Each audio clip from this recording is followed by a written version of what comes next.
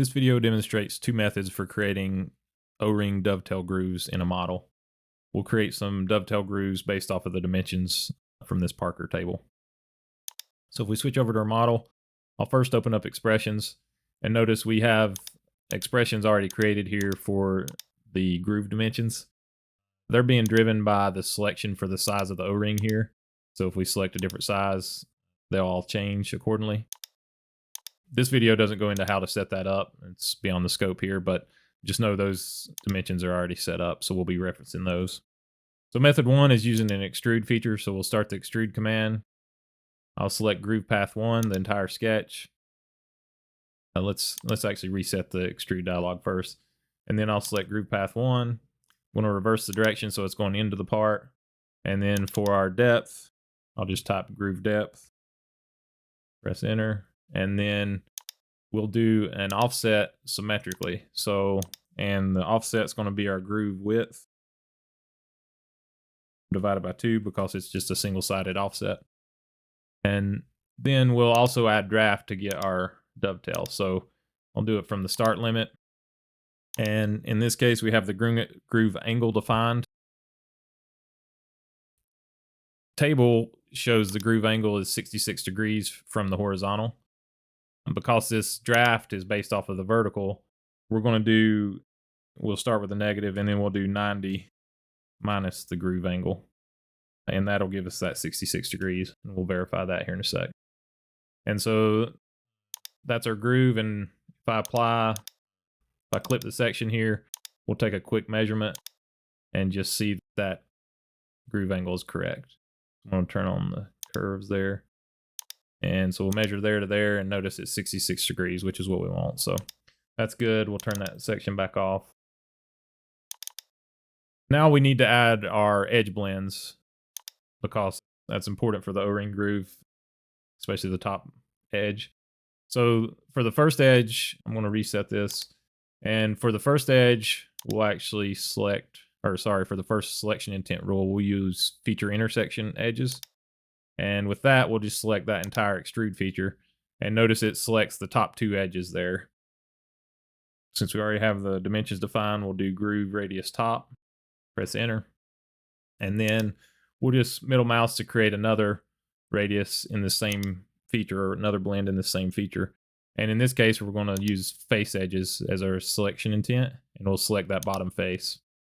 And we'll change the dimension to groove radius bottom.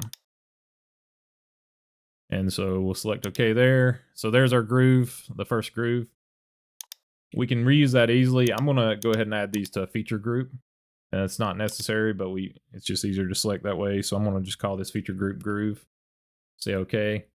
And now that we have that, we can just copy and paste. So I'm going to Control C, Control V, and it's going to ask me for the new parents.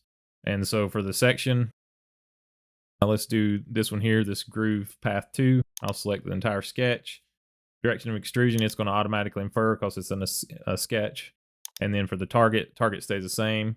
And it looks like we need to select a lot for this edge blend, but because we use those in selection intent rules, we actually don't need to select any of those. So I'm just going to say apply. And it's going to warn us that we haven't fulfilled everything. That's fine. And notice our new groove's created, and it has our edge blends and everything with it. So we'll do that one more time.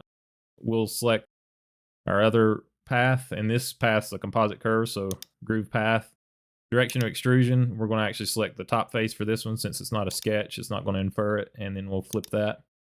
And then for the target, same target, and we'll just select OK and say yes. And so if we turn our section on real quick, we'll notice all those grooves are created the size we want. And so now we'll move on to the second method. I'll take that section away. The second method, I've already got some stuff created here, so I'll fast forward the model, basically that duplicate part. And I've already created this tool body sketch. So if we look at that, it's basically representing a tool body that's going to cut that path or cut that groove. And it's using those same dimensions that we used before to define that size.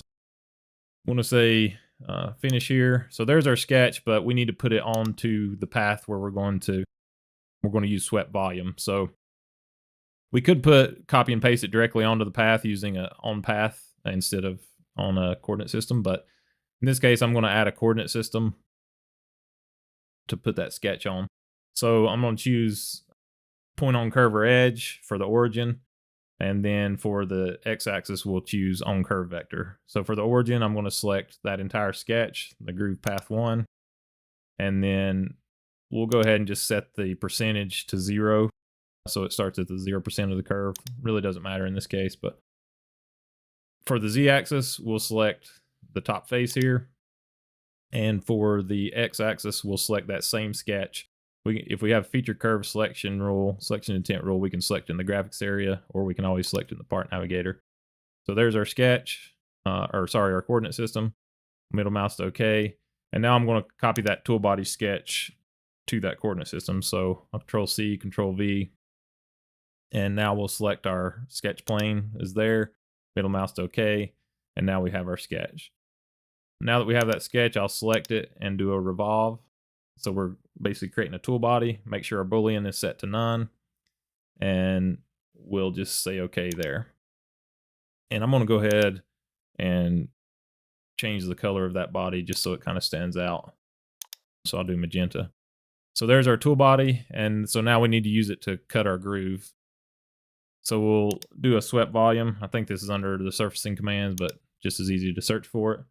So I'm going to select the body. We're going to our tool. And then we'll select our path, and we'll just select the entire groove 1 path. And for our body to subtract from, we'll select this guy, and we'll say OK. And so that tool already had the radii built in, so we don't have to do anything to create those blends. And then in this case, you may want to get rid of that tool body, so we can use the delete body command, and we'll just delete that tool body, and so it's not hanging out in our part. And so I'm going to go ahead and add those features to a feature group, similar to how we did before. Do feature group, we'll call it groove. Say OK. And I'm going to hide the stuff we don't want to see. So coordinate system and sketch. So now that we have that, we can always copy and paste. So Control C, Control V. And we'll look at what inputs it's looking for. So it's looking for, if we expand this window here, it's looking for our sketch or our path basically. So I'm going to select groove 2 for the path. It's automatically going to infer for this other entity. And so for the face, we'll select the face, and the swept volume, our tool path, is automatically inferred. So really we only had to make 2 selections, the path and the face, because we use feature curves. And we'll say apply. And then we'll just do that again a little bit quicker. We'll select our entity there, and then we'll select our face, and then we'll middle mouse to apply. So there's our grooves created with 2 different methods. I'll section it here just so we see what we have. Now if we open up expressions, we'll change this size to, let's say we'll change it to 1/4 inch and say OK, and all those grooves in both parts should update because we have everything linked to those expressions.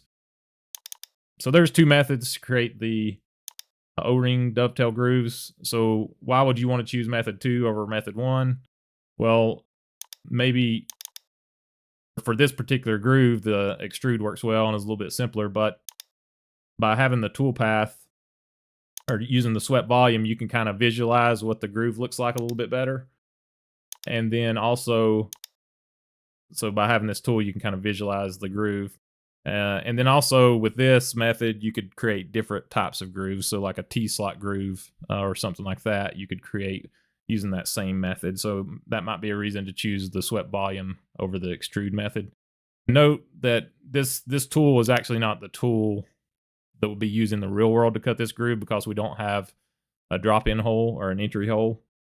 The tool in the real world would be a little bit different, but the tool we want to use for the model is the finished dimensions of the groove. So there's 2 methods to try if you have some O-ring grooves. And if you're doing O-ring grooves a lot, you may want to consider creating feature templates or a feature template to create these grooves so that you're not having to recreate and copy and paste. You can just use that feature template and create a groove really quickly.